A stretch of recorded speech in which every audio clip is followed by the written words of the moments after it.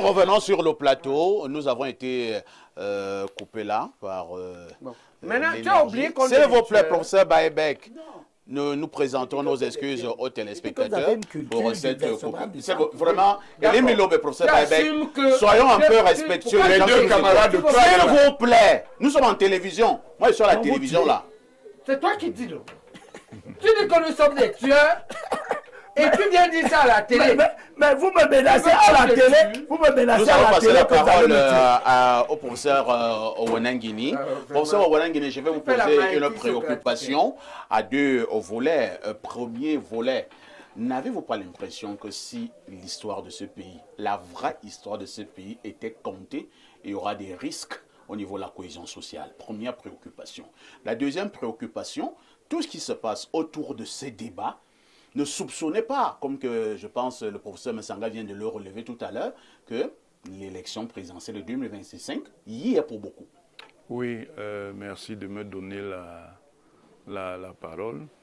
Oui, l'histoire d'un pays est souvent marquée par des phases qui sont des phases manichéennes, où différents partis, quelle que soit la façon de les considérer, se regardent en chien de faïence.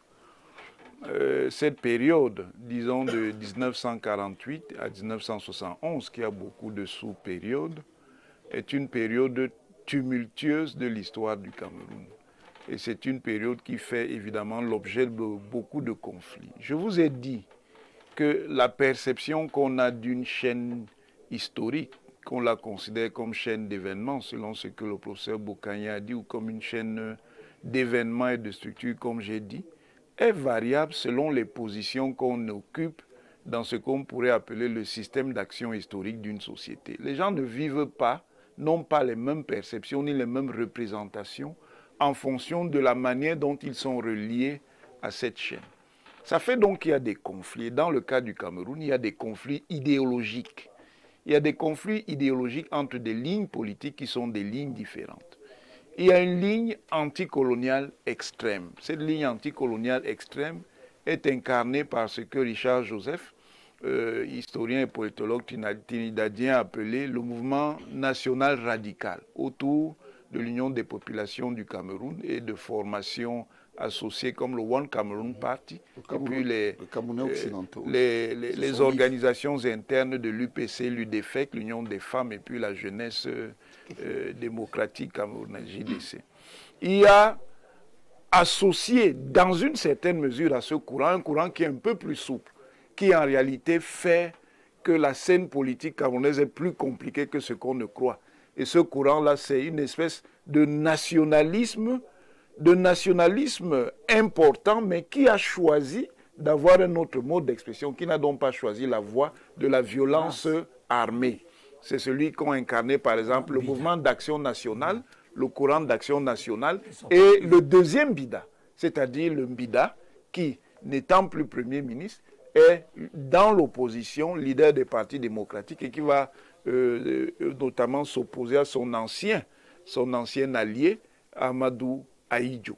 Et puis, il y a donc le bloc qu'on peut appeler le bloc conservateur, mais qui n'en est pas moins nécessairement antinationaliste, qui est ce que le professeur Messanga Nyamding a appelé réaliste, c'est-à-dire qui est conscient du rapport de force coloniale et qui est moins porté à une logique d'opposition radicale aux options de la colonisation, sans pour autant être, comme on l'a dit, dévendu au sens vraiment binaire et simpliste du terme.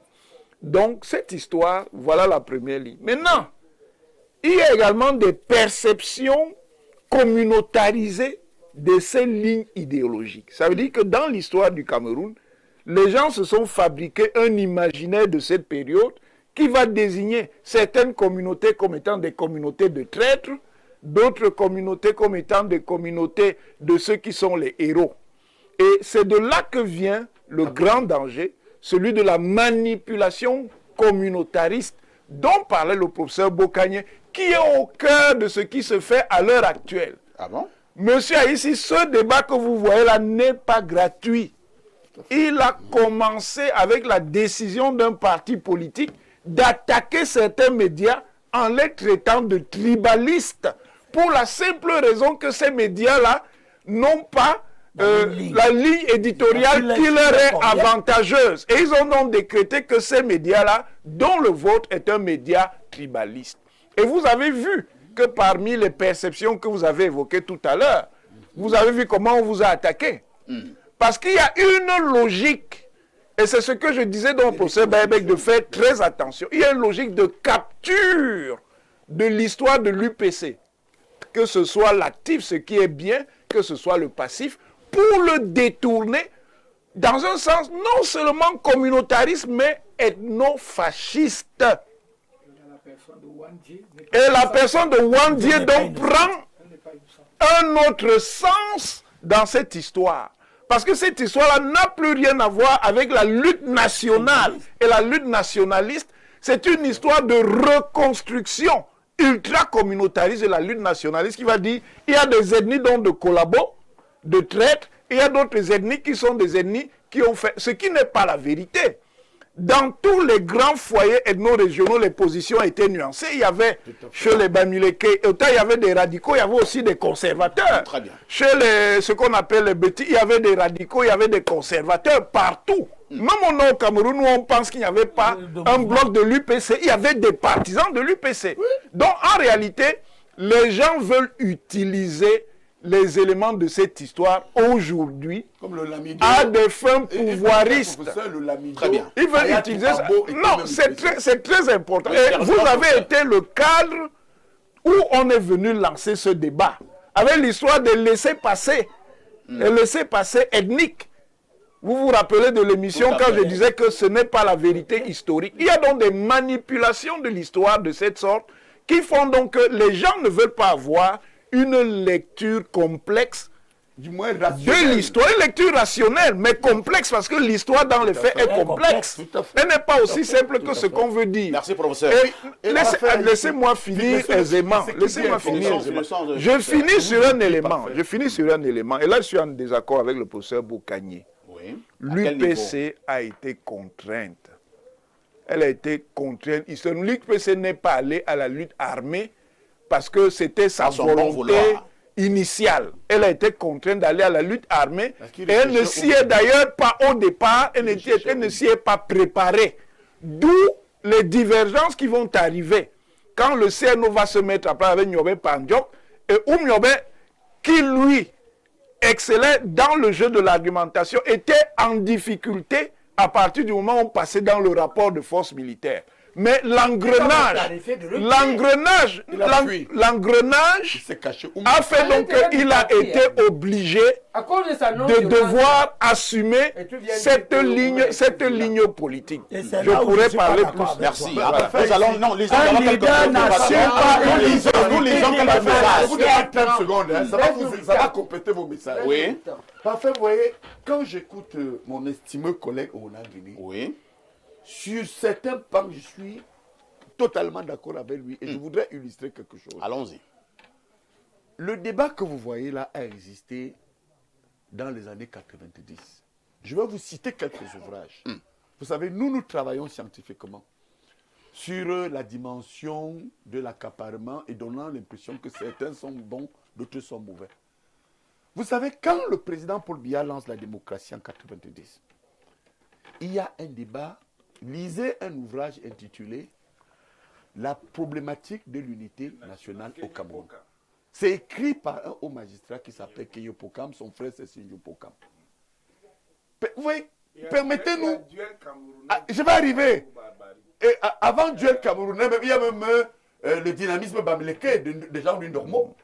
Vous allez voir que nous sommes quand même des témoins d'une déconstruction de l'État que certains intellectuels ont voulu mener.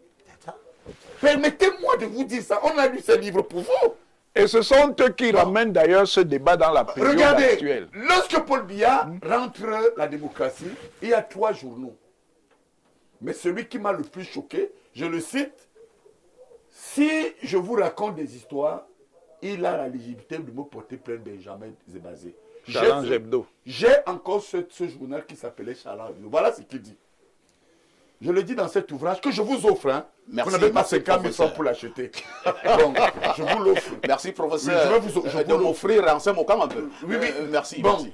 et je vais donc vous dire que il dit, je le cite quelque part dans une page, que Biya a échoué parce que les bêtis sont essentiellement faits pour boire l'alcool et aimer les femmes. Voilà. Etc. Vous dites que qui l'a dit?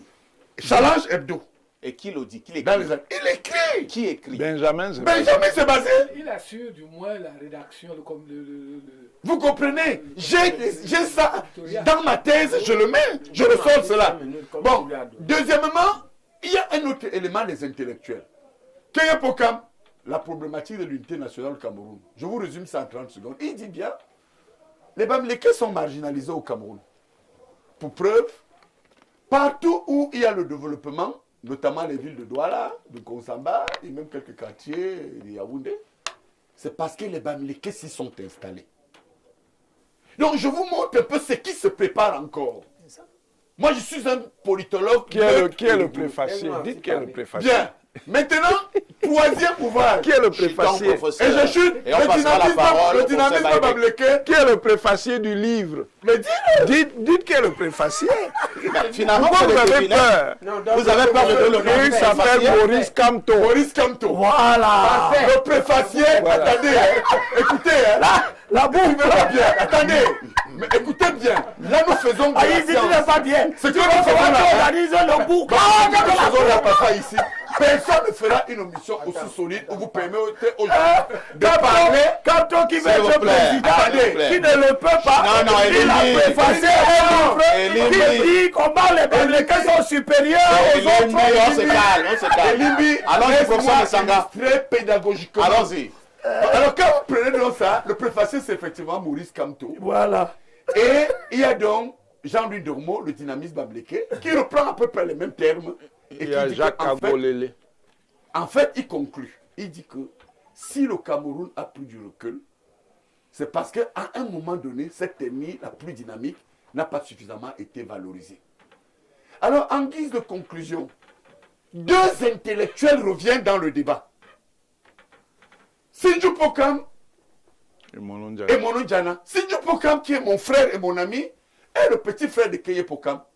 Et je dis, mais comment Mono sort un ouvrage et il écrit l'ethnofascisme Bamileke. Mais les ouvrages existent. Le débat s'ouvre. Mono dit non, les positions de ces intellectuels sont essentiellement tribalistes, ethnofascistes. Et maintenant, je conclus. Voilà donc Sindjun qui va répondre. J'ai l'ouvrage. monofasciste. Il va écrire un ouvrage qu'on appelle le monofascisme. Ça, c'est quand? Dans les années 88, 87, 88. que l'étudie est ouvert, tout le monde peut y aller sans forcément passer par d'autres démocratie. arguments Alors, que des arguments professeur, vous communautaires. avez énuméré tout ce que vous avez énuméré Bien tout sûr. à l'heure pour démontrer que le débat actuel est loin d'être fortuit, Ce n'est pas un débat. encore moins anodin. Mais bien sûr, Très bien. c'est-à-dire que la parole. la réalité Maintenant, on passe à est voir que... le professeur Baïbek. On vous a Non, non, compris. c'est pas- Professeur Baïbek, D'accord. vous voulez absolument Il faut parler. qu'on- Je ne vous pose même pas il de faut qu'on questions. arrête ça. Comme vous voulez absolument parler, je vous La passe la question parole. du tribalisme, et en particulier le tribalisme de certains leaders bamileke, est une question pertinente. Et le problème n'est pas seulement parce qu'il y a des leaders tribalistes chez les bamileke. Toutes les ethnies ont des leaders tribalistes sur toute la terre. C'était nous un intellectuel. S'il vous plaît, permettez au professeur Baïbek. Non, non, j'enchaîne en disant qui nous cite un seul intellectuel dans le Cameroun de 60 à nos jours qui a écrit un livre pour remettre en cause mais non, il n'y a pas seulement les leaders. D'autres la choses, marginalisation de compétences. Laisse-moi. Ça veut dire que c'est pédagogique, ce n'est pas politique. Dans la forme extrême du tribalisme, il y a l'ethnofascisme. C'est-à-dire penser que son ethnie est tellement supérieure qu'on doit supprimer les autres. Le problème, ces gens-là, qui sont les leaders tribalistes, les leaders ethnofascistes, sont un problème. Mais il faut savoir, le problème est aggravé lorsqu'au lieu de lutter contre eux,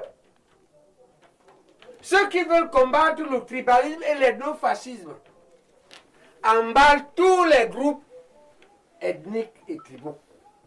C'est-à-dire, ce n'est pas parce qu'on veut combattre les ethnofascistes et les tribalismes bamileke qu'on va mettre comme cible tout le peuple bamileke. C'est ça le problème. Là, je suis d'accord avec vous. C'est Sartre qui a bien Est-ce que les Bamileke sont Jean-Paul dynamiques? Sartre. Oui. Jean-Paul Sartre. Est-ce que les Bamileke ont souffert? Laisse-moi Oui. terminer, Là, je suis Jean-Paul. d'accord avec lui.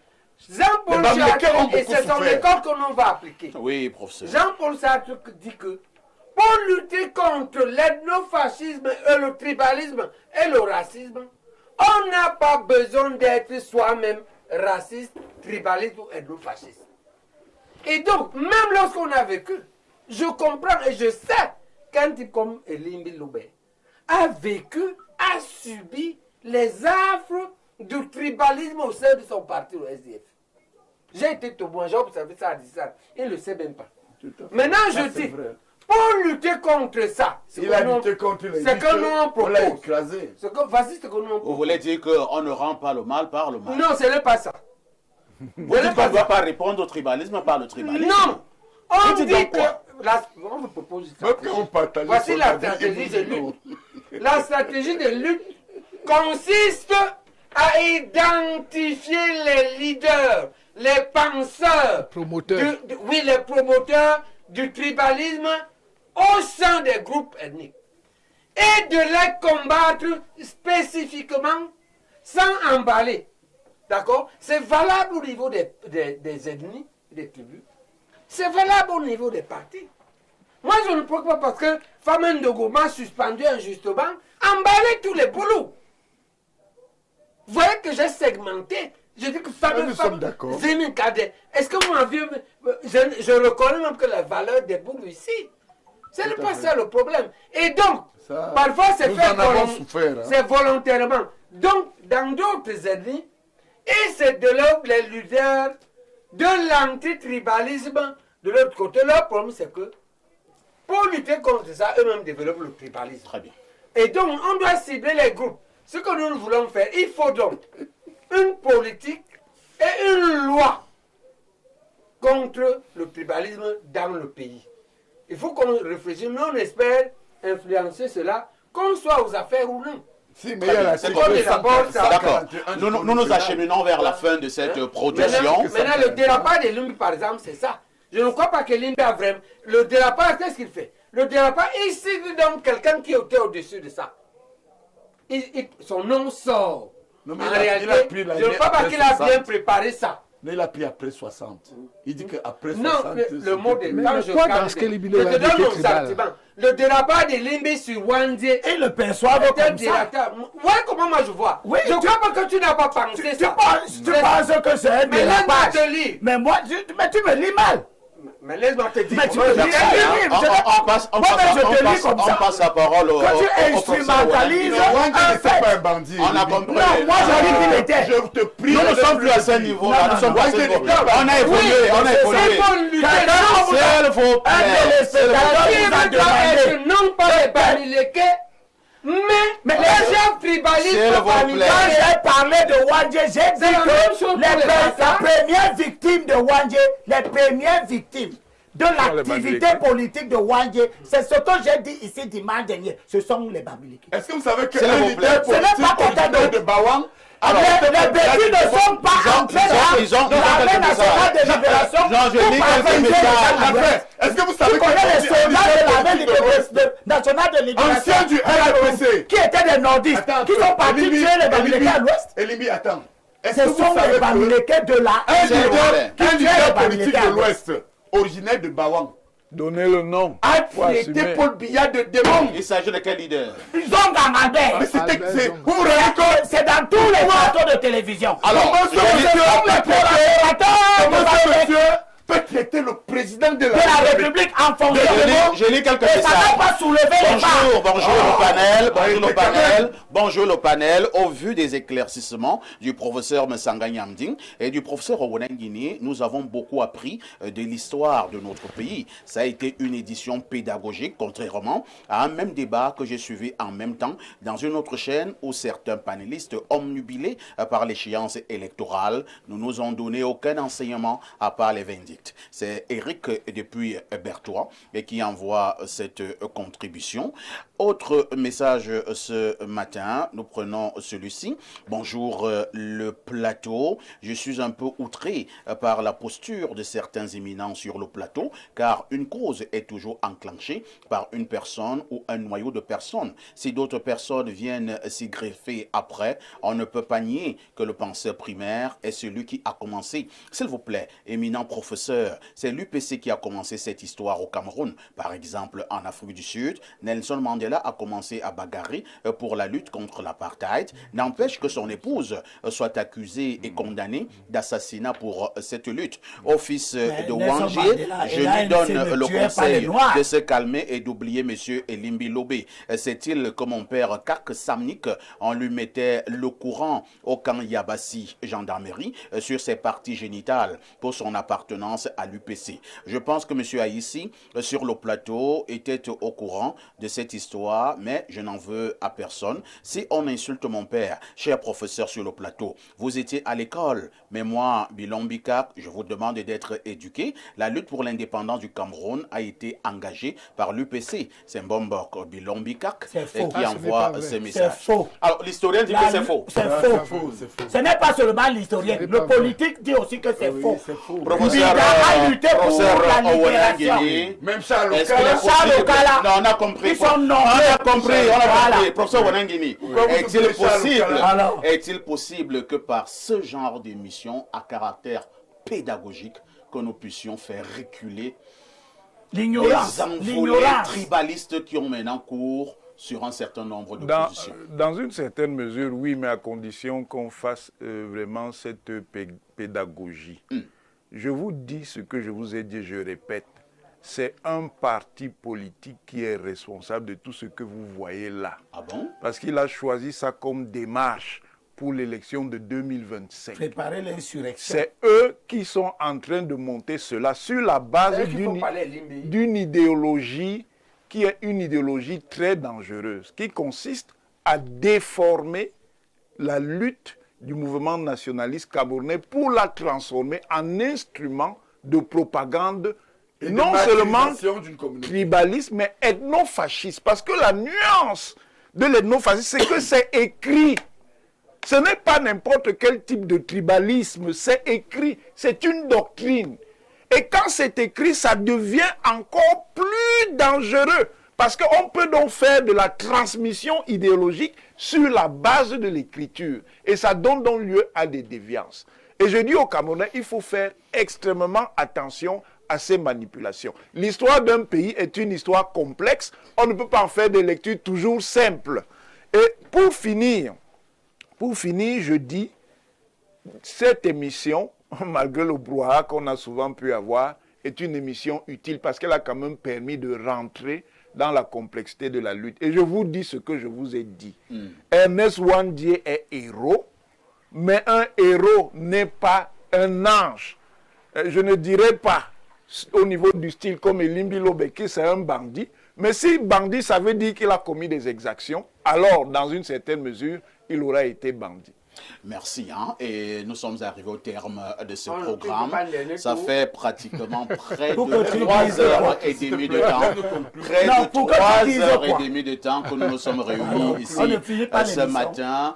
Nous allons dire merci à toutes nos équipes rédactionnelles et techniques autour de cette costaud de production. On dira infiniment merci au promoteur d'Info TV, PDG du groupe La Météo, M. Dieudonné Vent, qui nous aura donné tous les moyens pour la production de cette émission à caractère purement pédagogique, parce qu'il fallait restituer un certain nombre de vérités. Et pourquoi ne pas dire merci à ces 4 professeurs titulaires de nos universités et qui se sont donné rendez-vous ici ce matin, et également à cet homme politique à la notoriété établie. Nous allons donc dire merci au professeur.